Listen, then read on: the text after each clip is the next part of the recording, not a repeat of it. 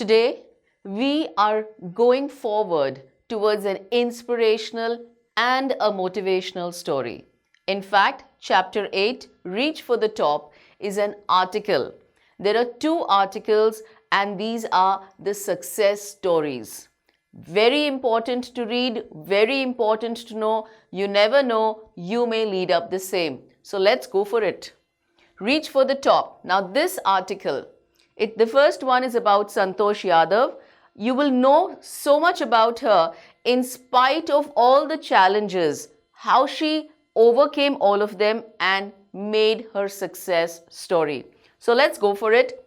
This article is about Santosh Yadav, the first woman in the world to climb Mount Everest twice, not even once, twice. Her story is inspiring indeed. Despite being born in a skewed society which did not welcome the birth of a girl child, where girls were married off at 16, she made her own path, followed her desires, and achieved world fame. She was famous all over the world. Now, she was born in a society where, even a girl child was not welcome. It was in those days, at that point of time, this was the situation. Yet, she made her world fame. So let's see how she actually did it. The only woman in the world who has climbed Mount Everest twice, was born in a society where the birth of a son was regarded as a blessing, and a daughter, though not considered a curse, was not generally welcome. Yes, beta hua hai, that's wonderful, welcome. But if it's a girl child, they would make faces. Though they wouldn't curse the child, obviously, but yes, they would not be happy. That's how it was. When her mother was expecting Santosh, a traveling holy man giving her his blessing, assuming that she wanted a son. Now, there was a holy man, there was a traveling holy man who was going from there, and because she was pregnant, so he blessed her for a son. But to everyone's surprise, the unborn child's grandmother, who was standing close by, told him that they did not want a son. Imagine, the unborn child's grandmother, the dadi, said, "Nahi, mujhe pota nahi chahiye. I want a girl." The holy man was also surprised. He said, "How come? Everyone asked for a son. How are you asking for a daughter?" Nevertheless, he gave the requested blessing. That's what they wanted, so that's how he did, tathastu. And as destiny would have it, the blessing seemed to work. And yes, a girl child was born. Santosh was born. She was the sixth child in a family with 5 sons, a sister to 5 brothers. Well, now do you know why the dadi wanted a poti and not a pota? She was born in the small village of Joniavas of Rewari district in Haryana. The girl was given the name Santosh. Now, every name has a meaning. Have you ever checked yours, what your name means? You should always know the meaning of your name. So yes, the girl was given the name Santosh, which means contentment, satisfied. Absolutely, you're totally in a state of happiness or satisfaction. But Santosh was not always content with her place in a traditional way of life. Now, traditional as in it was existing as part of tradition. She was not happy there. She began living life on her own terms from the start. Like from the very beginning, the way she wanted to do things, she would do it. She did not follow the typical or the traditional customs. What she felt like, she would do. Where other girls wore traditional Indian dresses, Santosh preferred shorts. Now, obviously, since it was such an era, it was such a time where sons were welcome and not daughters. So you can imagine, how the mindset was. People, where girls, of her age used to wear traditional dresses, probably salwar, kameez and all. But she preferred to wear shorts and she wore them. Looking back, she says now, from the very beginning, I was quite determined that if I chose a correct and a rational path, the others around me had to change, not me. Now, when she sees that, when she had started doing things like that at that point of time, she was quite determined right from the beginning that if I chose a correct and a rational path. Now, see, there is a little logic behind what she thought. She was not stubborn. She didn't do anything just because she wanted to. That was not the case. But she had chosen a correct path. She had chosen a rational path. Rational as in based on or in accordance with reason or logic. There was a reason behind it. It was not just because she wanted it, that I want it so it should happen. No. So she said, if I am right, if there is logic behind what I am doing, then in that case, the people around me need to change. I will not change because I have a reason behind doing it. So people should accept what I am doing, what I am wearing, what I am saying. They should accept, they should change, and I will not change if I am correct. So it is valid. It is valid in that case. Santosh's parents were affluent landowners who could afford to send their children to the best schools. They were affluent as in they were having a lot of money. They were wealthy. They were rich enough to send the child, to send her to the best schools, even to the country's capital, New Delhi, which was quite close by. So they were rich enough. Like if she was in Haryana, if there was no good school, they could even afford to send her to New Delhi. But in line with the prevailing custom in the family, in line with as in following or in accordance with or according to the prevailing, the current custom in the family, Santosh had to make do with the local village school. Now, she had to do it with the local village school. She had to study there according to the prevailing current, the system which was going on at that point of time. So, she decided to fight the system in her own quiet way when the right moment arrived. She says, fine, I don't think this is valid. I don't think this is right. This cannot happen to me. So she was quiet. She did not start grumbling before only. She was quiet. She says, okay, jab samay aayega, then I will take action. Then I will do something. Then I will speak up. But right now, I'll be quiet. When the time comes, yes, I will speak up. And the right moment came when she turned 16. At 16, most of the girls in her village used to get married. Now, at 16, by 16 at that point of time, the village girls, now because it was like a village type, so they would get married early. Santosh was also under pressure from her parents to do the same. Her parents also expected the same. Now that was the system, that was the tradition.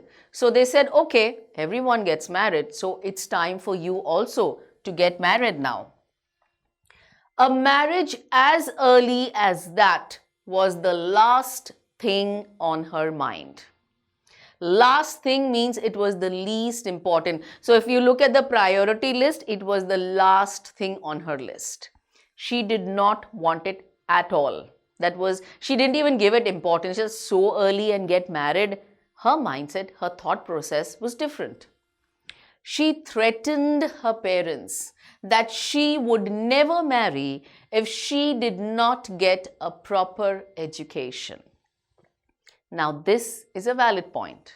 She wanted to study. There was no other reason or, other selfish motive that she had. She just wanted good education. So she said, look, this is one, she literally threatened them, dhamki dena, that, okay, first you give me proper education, only then will I get married. She left home and got herself enrolled in a school in New Delhi. She left home. She went to New Delhi and she officially registered as a member of an institution or student for a course. So she got herself, her name written in one of the institutes in the school in Delhi. Now, when her parents refused to pay for her education, now obviously the parents were angry because she had left home. She was going against, their will. She was not ready to do what they said. So they were angry. It's quite, obvious that the parents would be angry. So she politely informed them of her plans to earn money by working part-time to pay her school fees. She says, fine, no problem. Don't send me the money. It's okay. I will manage. And how will she manage? She had plans to earn money to work part-time. Whatever money she would get from there, she would pay for her school fees.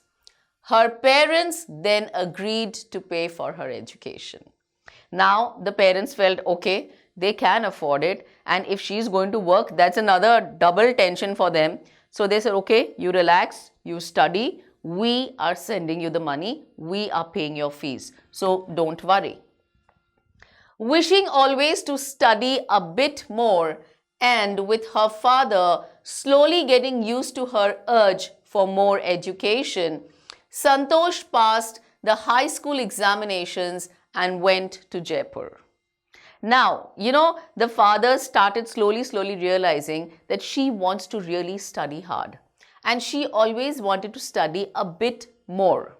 So, gradually he was happy, sort of satisfied with what she's doing and getting used to her urge for more education. She passed her high school examinations and then from Delhi, she moved to Jaipur. She joined Maharani College and got a room in Kasturba Hostel. Now, here she joined the Maharani College in Jaipur, and obviously she had to stay somewhere, so it was in Kasturba Hostel. Santosh remembers, Kasturba Hostel faced the Aravali Hills.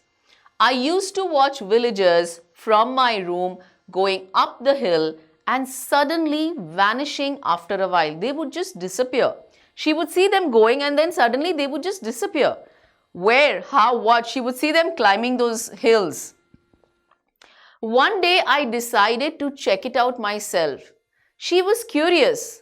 She wanted to know what it is all about. So she wanted to find out the fact, the truth.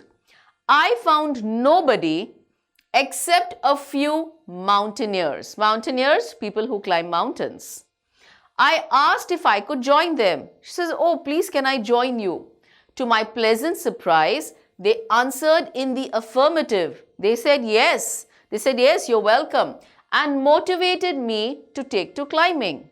Now, those mountaineers, they actually motivated her. They said, why don't you, if you can climb with us, why don't you start learning the whole thing and start climbing mountains? Then there was no looking back for this determined young girl. Now she made up her mind once again. She says, okay, this is what it is for me. I am going to do it. So she never stopped from then. The moment she started climbing mountains, she never stopped. She saved money and enrolled in a course at Uttarkashi's Nehru Institute of Mountaineering. Now, you can't just start climbing mountains, can you? You have to be trained for it. Right? So for the same, what she did was she saved money. She did not ask her dad about it, okay? So she saved money, whatever money she used to get, she saved some of it and she enrolled herself in a course at Uttarkashi's Nehru Institute of Mountaineering. Now there they used to teach how to climb mountains, they used to train everybody. So she went there. My college semester in Jaipur was to end in April, but it ended on the 19th of May. Now, automatically, the semester, it ended on the 19th of May. But I was supposed to be in Uttarkashi on the 21st. Now, do you see? 19th of May, it went on. So, she had to be in Uttarkashi on the 21st. So, I did not go back home instead. Now, for 2 days, obviously, she wouldn't go back home, right?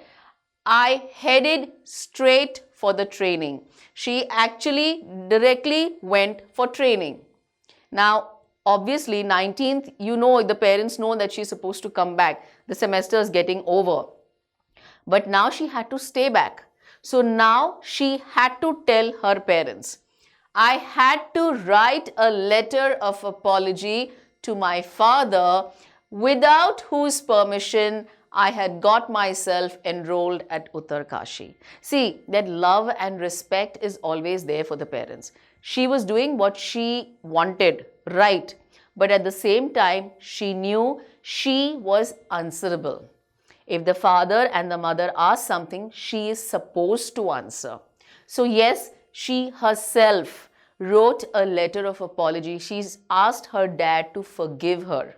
Why? Because she had enrolled in Uttarkashi without their permission. She did not take their permission. This all started with the people, and then they motivated her, and then she made up her mind. So it was a different story. But if she looks at the parents, she is supposed to inform. And it's true. It's right. Your parents are supposed to know what you are doing, where you are going. That's not wrong. Ultimately, it's your security. It's your benefit. So it's never wrong to inform your parents about your whereabouts. Thereafter, Santosh went on an expedition every year. What do you mean by an expedition? It is a journey undertaken by a group with a particular purpose. Now, the whole group would go, they would all have to climb mountains. So, they had that one purpose, right? So, she would go for that every year. It is said, practice makes man perfect. This is what she was doing. She kept practicing this every year. Her climbing skills matured rapidly. Matured as in they developed. They developed really fast, rapidly. Also, she developed a remarkable resistance to cold and the altitude. Now, here she also became, pretty used to the cold. I mean, as you climb higher and higher, the degree falls. So it gets extremely cold. So her body started getting used to that temperature, used to the freezing temperature, and she also started getting used to the height.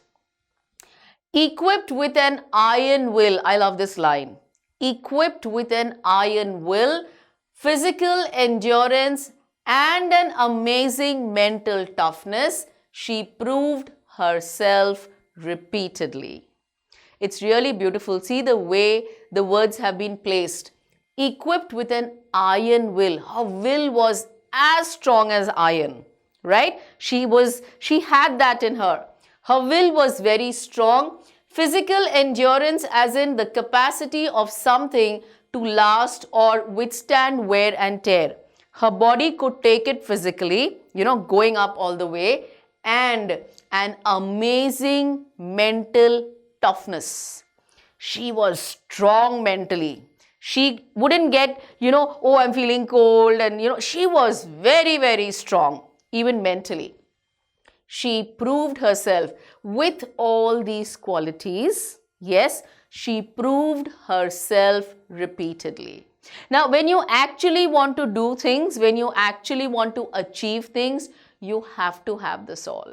You have to have that strong determination, the iron will, that you want to do it. That's your will. You really want to do it. Physically, you have to be strong enough to take it. And mentally, you have to be really tough. You have to be really, really strong. And if you are blessed with all this, nothing on earth can ever stop you from achieving success. I'm telling you this. This is something which you should develop, not only for, attaining marks or rank, but even further in your life, in your careers, you will need these qualities. It's really important for all of us to have this if we want to weave a success story. Actually, these things really helped her to weave her success story. Yeah. The culmination of her hard work. Now, if we put everything together, all the hard work that she did for all the year after year she went on expedition, everything that she did, and sincerity came in 1992. Now, that final hard work which she had put for all the years, before, the whole effort actually proved fruitful in 1992. Just 4 years after she had shyly asked the Aravalli mountaineers if she could join them. Now, within 4 years, this is exactly 4 years. You remember she went to that Aravalli hills and she told those people, can I join you? And they said yes. And then they motivated her. That was 4 years back. 4 years she dedicatedly practiced climbing the mountains, and at barely 20 years of age, 1992, she was 20. Santosh Yadav scaled Mount Everest, becoming the youngest woman in the world to achieve the feat, to achieve the achievement. She was the youngest woman in 1992. Now, because she gave her 4 years of life, she dedicatedly gave it to just one goal. That was her focus, that look, I want to only climb up, be it whatever. And she made her parents agree. She even tried to save money. She enrolled herself, in Uttar Kashi's institute. She did everything. But she made it because of her sincerity, because of all the hard work put together. In 1992, she got the results. She got it. She finally proved it. If her climbing skills, physical fitness, and mental strength impressed her seniors, her concern for others and desire to work together with them found her a special place in the hearts of the fellow climbers. So here it comes again. Climbing skills, physical fitness, and the mental strength. Now that impressed her seniors. There were people who were way before her also, her seniors. They really were impressed with the girls, the young girl. She was just 20. She was the first youngest woman in the world. Her concern for others, she was equally compassionate. Those who used to climb with her, she used to motivate them also. She used to take care of them also. And the desire to work together with them, she really wanted to be with them, found her a special place in the hearts of the fellow climbers. All the people who used to climb with her, they had all the love and respect for this woman. They really felt that, wow, she is something. During 1992 Everest mission, Santosh Yadav provided special care to a climber who lay dying at the South Col. Now, when she was climbing, in the year 1992, she actually gave special care to a climber who was climbing with her, who lay dying. He was lying there and he was ready to die. You can do nothing, once that the freezing degrees have taken over you, you can do nothing but, just pass away. So she helped the climber. She was unfortunately unsuccessful in saving him. She tried a lot. She tried a lot from her end that she should save him, but unfortunately, it was not successful. She could not save him. However, she managed to save another climber, Mohan Singh, who would have met with the same fate had she not shared her oxygen with him. Now, here she could not save this man, But what she did was she saved another man, Mohan Singh. And how did she save him? She shared her oxygen with him. Otherwise, even he would have died. So immediately now, the higher you go, we all know, the higher the height, the lesser the level of oxygen. So she shared her oxygen with him and then he was saved. Otherwise, even he would have died. Within 12 months, Santosh found herself a member of an Indo-Nepalese women's expedition that invited her to join them. Now, within 12 months, she got an offer from the Indo-Nepalese expedition. They used to have this every year, so she joined them as well.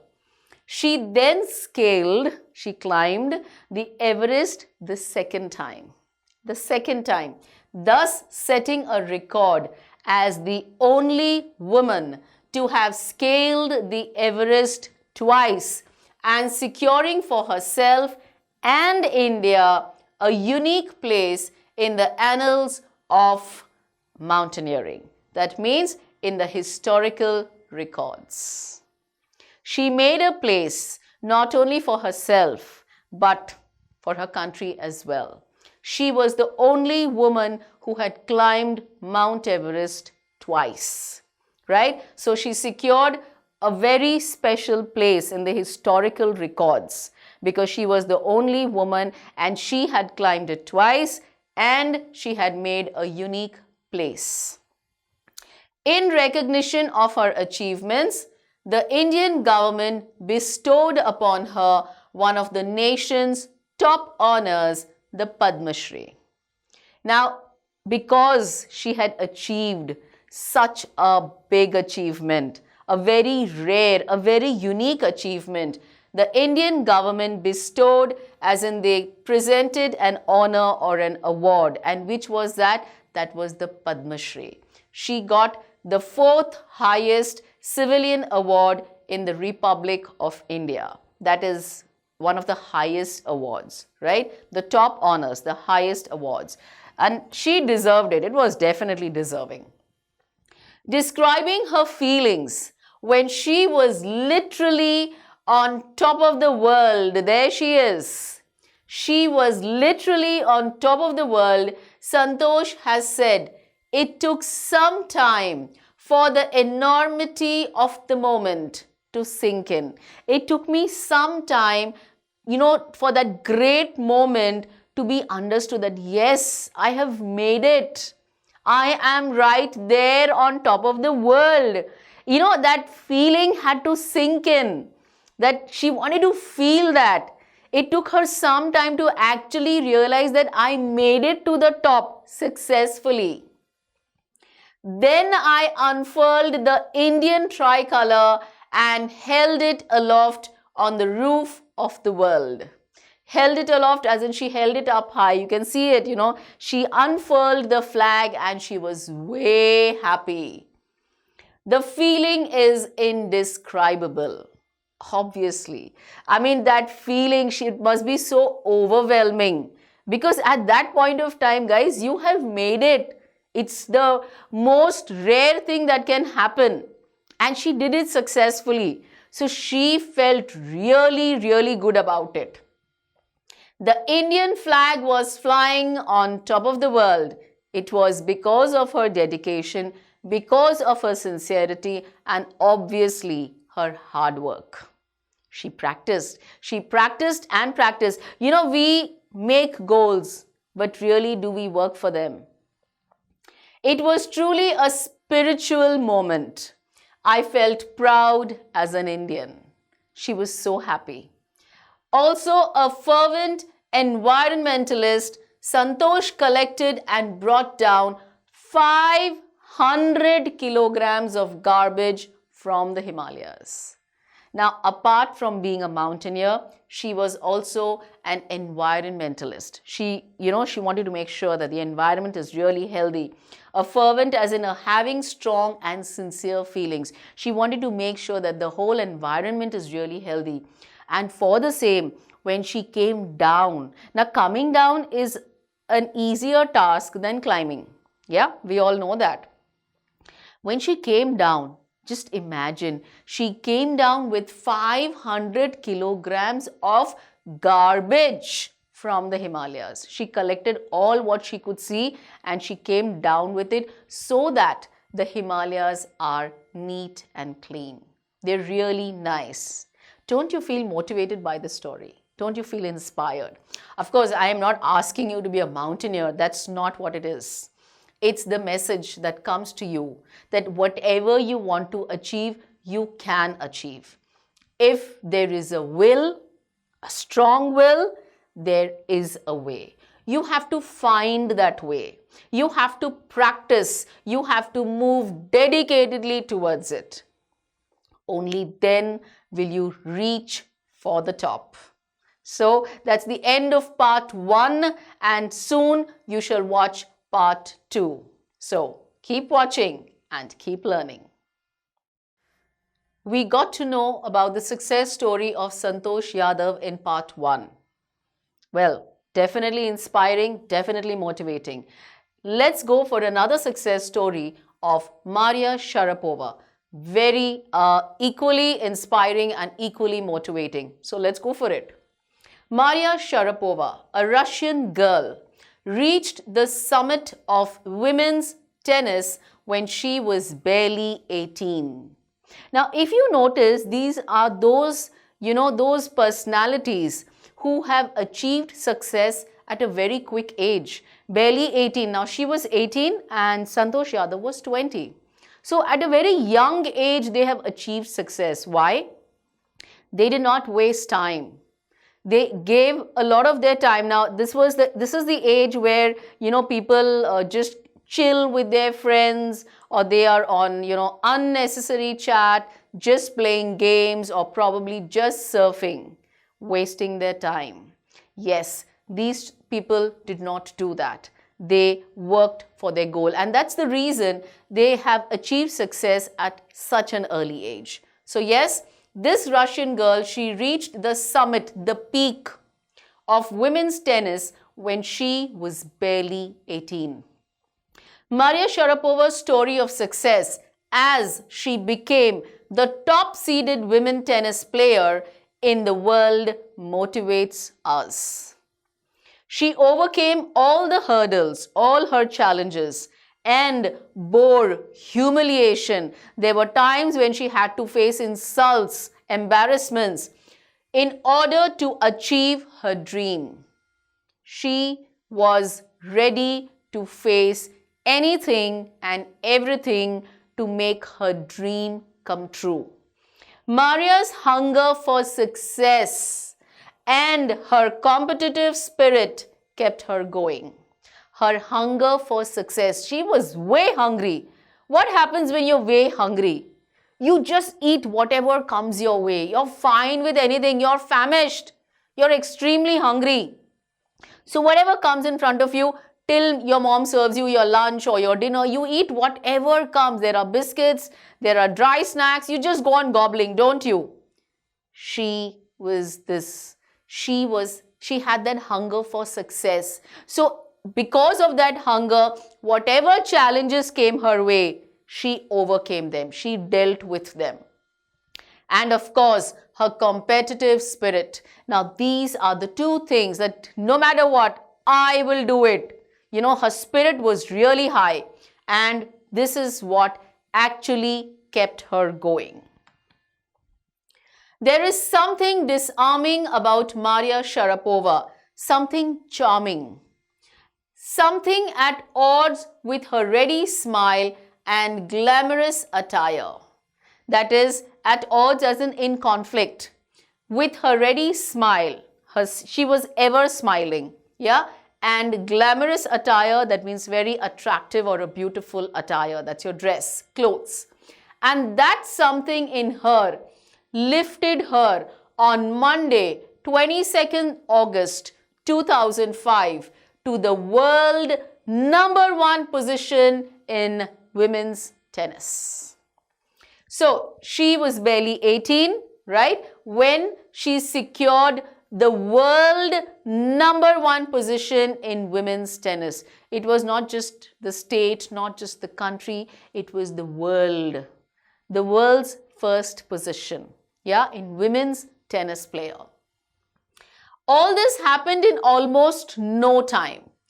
Poised beyond her years, poised as in having an elegant bearing. She was just okay with everything. And of course, she was like sort of, a premature type. She was really beyond her age. The Siberian-born teenager took just 4 years as a professional to reach the pinnacle, to reach the top. Again, even she, just like Santosh Yadav, even she took just 4 years of dedicated practice and she made it to the top. However, the rapid ascent as in, the fast success, the fast climb in a fiercely competitive world. Now, this world is so highly competitive. Everyone is trying it. There are people all over the world trying it. This began 9 years before with a level of sacrifice few children would be prepared to endure. Now, this actually had started 9 years before. You'll get to know how this is. And at that point of time, like I already told you, the children wouldn't sacrifice the way she sacrificed. What all she sacrificed, you shall know now in this para. It's not, a cup of tea for everyone. You wouldn't do that, maybe. I mean, if you're strong, you can. But then she was really strong to go through all this. What was it? Little Maria had not yet celebrated her 10th birthday. Now, we are talking of that point of time where her struggle had actually begun. All her sacrifices, when she started sacrificing things to achieve her dream. So, she had not even celebrated her 10th birthday. That means she was not even 10. When she was packed off as in she was sent away to by train to the United States. Yeah, she was in Russia. She was packed off to United States. That trip to Florida, in United States, she went to Florida. With her father, Yuri, launched her on the path to success and stardom. Stardom as in state of being famous. That trip, that journey, she went with her father. Her mom couldn't join her. You'll know soon why. That trip actually put her on the path to success. Yes, and the path where she became really famous. But it also required a heart-wrenching 2-year separation from her mother, Yelena. There was a 2-year separation. Now that child is just 10 years old. Just remember. She's not even 10 for that matter. And now being a 10-year-old, maybe you're just in class 5. And imagine you have to stay away from your mother for 2 long years. She didn't come back in between. 2 years continuously, she was in Florida away from her mom. The mom's name is Yelena. The latter was compelled to stay back in Siberia. The latter meaning the mother. Now, in the previous sentence, whoever comes the last, the mother has been spoken of. So, the latter means they're referring to the mother. Yeah. The latter was compelled, was forced to stay back in Siberia. Why? Because of visa restrictions. Now, these legal formalities, these documents, you have to be very careful, especially when you're flying abroad. So she had some visa issues, her mom, and because of which she could not join her husband and her daughter for 2 years. The 9-year-old girl had already learnt an important lesson in life. What was that? That tennis excellence would only come at a price. That if I want to excel, if I want to master, if I want to become really good at tennis, then I have to pay a price. I have to sacrifice. I have to stay away from my mom for 2 years if I want to achieve my dream. I used to be so lonely, Maria Sharapova recalls as in she remembers. I mean, she's talking of her journey when it had all started. I missed my mother terribly. You're a girl, you're just 10. You want to be cozy with your mom. You want to share secrets with your mom. That's the age. That's the age when you want to really be close to her. You want that love. You want her to pamper you. You want it all. I mean, come on, it's not easy. She missed her mother terribly. My father was working as much as he could to keep my tennis training going. My father was equally working. He had to, because if I had to do the tennis training, I had to pay the fees. Where would the money come from? So, when the father was there with her at Florida, he was working, and whatever he earned, the salary that he got, he would pay for her fees. They had to stay somewhere, they had to eat. I mean, come on, you're living for 2 years, you definitely need money.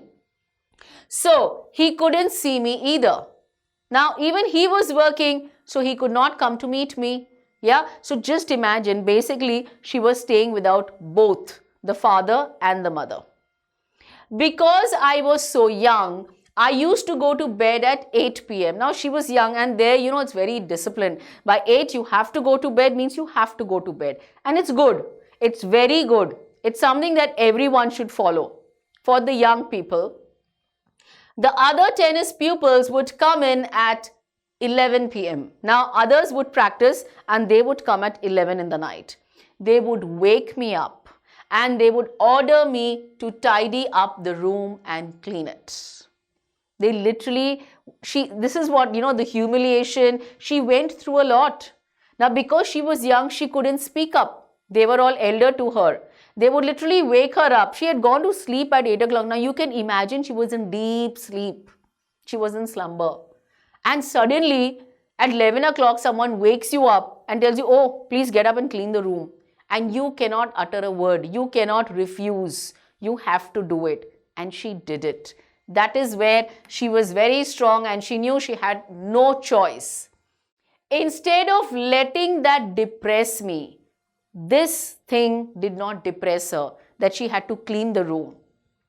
I became more quietly determined and mentally tough. See, this is a common quality. You remember Santosh Yadav also? Same thing here. These things should not depress you. They should not stop you. They should not prove a barrier to achieve your dream. Yes? So this made her quietly determined. She was more determined. And of course, mentally she was tough. She was strong. She did not become weak and cry and, do things. No, she was strong enough. I learned how to take care of myself. I never thought of quitting because I knew what I wanted. She was not ready to quit. These things, otherwise, children these days, anything that comes, oh, forget it. And I mean, forget that. They even, because they can't do it, they even go and commit suicide. How does that help? Does that really help? You think that is the solution? Remember one thing, students, God gives you a problem. The problem always has a solution. So don't come to these stupid conclusions. You are strong enough to face it. Find your solutions. Don't behave like a coward. So just like her, she never quit. She went on. When you come from nothing and you have nothing, then it makes you very hungry and determined. So when you come from nothing, there was nothing over there. You have nothing. There was absolutely nothing with her. It makes you very hungry and determined. Now you want to achieve that success. You're so hungry that no matter what, you want it. You're determined to have it. I would have put up with much more humiliation and insults than that to steadfastly pursue my dream.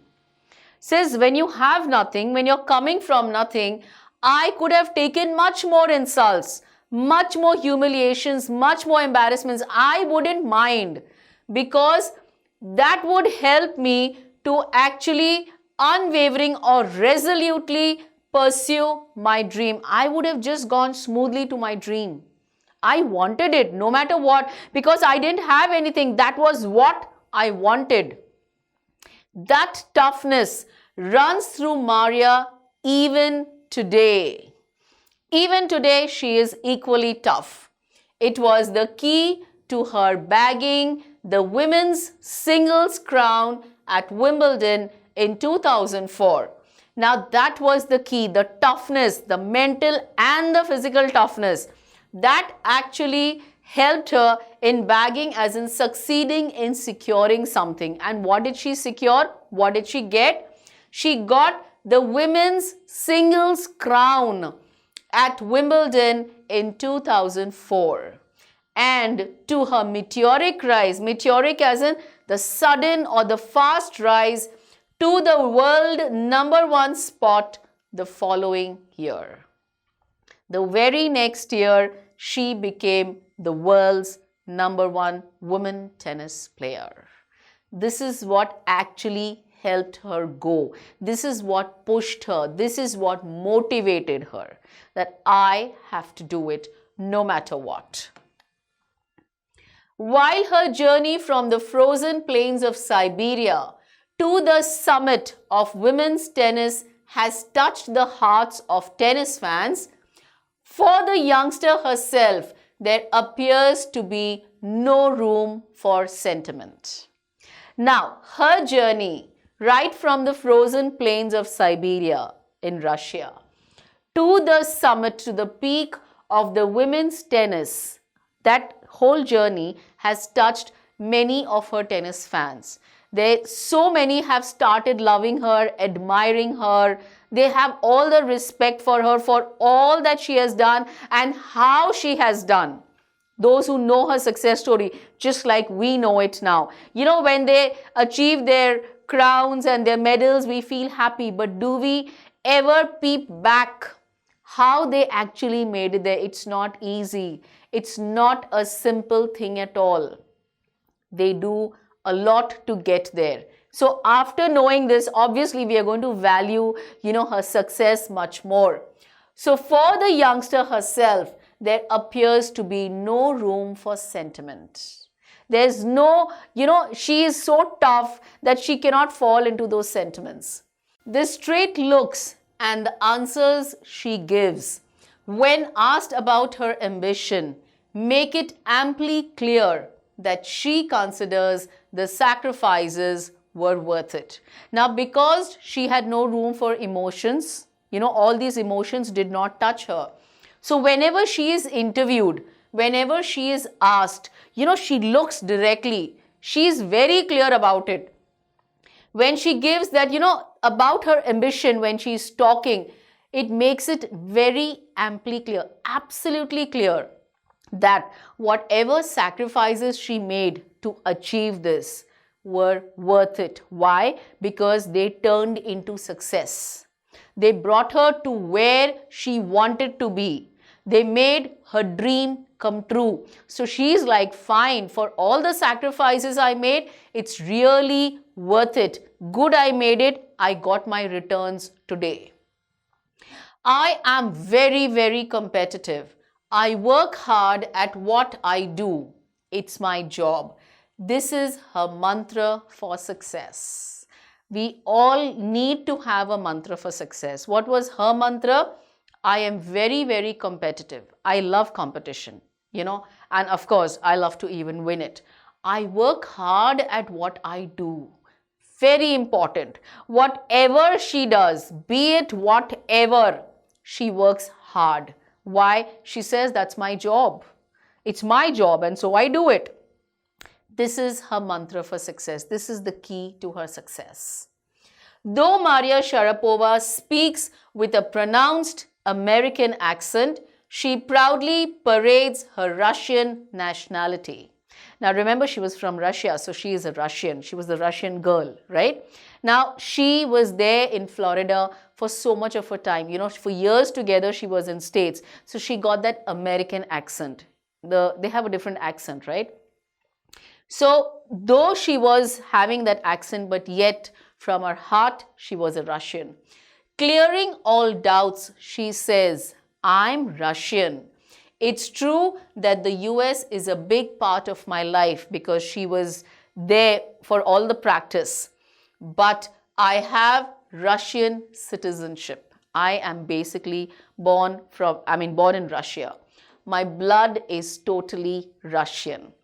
I will play the Olympics for Russia if they want me.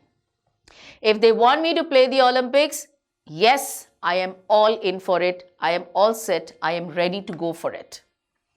Like any number of teenaged sensations, all the young teenagers, Maria Sharapova lists fashion, singing, and dancing as her hobbies. Come on, even she had a heart that, was beating. She was also young. So obviously, apart from playing all the time, it was not just tennis, but yes, she had her own hobbies as well. That was fashion, singing, and dancing. She loves reading the novels of author Conan Doyle. Her fondness for sophisticated evening gowns appears at odds with her love of pancakes with chocolate spread and fizzy orange drinks. So yes, her fondness for those gowns appears at odds. Now that's like, apart from those, she did not really this thing, but yes, she had the love for pancakes with chocolate spread and fizzy cold drinks. Orange drinks like, containing bubbles of gas, like whatever we have, the orange drinks. Maria Sharapova cannot be pigeonholed. Pigeonholed as in you cannot assign her to a particular category. You cannot say she's that category or categorize her in any way. Her talent, her unwavering desire, that means her steady desire to succeed and the readiness to sacrifice have lifted her to the top of the world.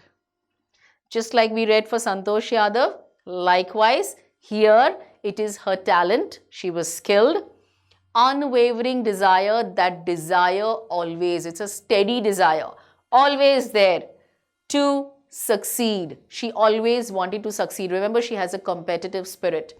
And the readiness to sacrifice, now that is one big quality. That is one thing you need to really have if you want to achieve success. So she was ready to sacrifice, have lifted her to the top of the world. Very important. You should know this if it comes for 1 or 2 marks. Few would grudge her the riches she is now reaping. Grudge as in the persistent feeling of ill will or resentment, and reaping is now she's receiving as a result of one's actions. Now obviously, where she's involved, she also gets, money prizes. She started getting rich with that. This is what she has to say about her monetary gains from tennis. She says, okay, whatever financial, whatever money, whatever gains I got from playing, of course, money is a motivation. It keeps you going. You're working for it, and if you're getting something in return in the form of money, it's fine. It's motivating. Tennis is a business and a sport. It is both. It's a business also because you get money, you're doing something and you get the money, and it's a sport as well. But the most important thing is to become number 1 in the world. That's the dream that kept me going. Now, this is something that kept her going. She wanted to be number 1 in the world. She says, fine, you, irrespective of all the monetary gains and all the returns you get after playing, but to achieve the position of being number 1 in the world is something that was the dream that actually kept me going. That is something that I looked forward to. And this is what we need to know. Who you are tomorrow begins with what you do today. Very beautifully put up by Tim Fargo. Who you are tomorrow begins with what you do today. What you do now. Let's start making every minute of our life productive. Let's do something that brings us somewhere. Let's start planning how to make our dreams come true. After going through these success stories, I'm sure You are highly motivated and inspired by them, and I'm sure that you are going to make your success stories really happen very, very soon. So don't get scared of the challenges. Be ready to sacrifice and make your dreams come true. I wish you all the luck for the same. So yes, keep watching such more motivational stories and keep learning.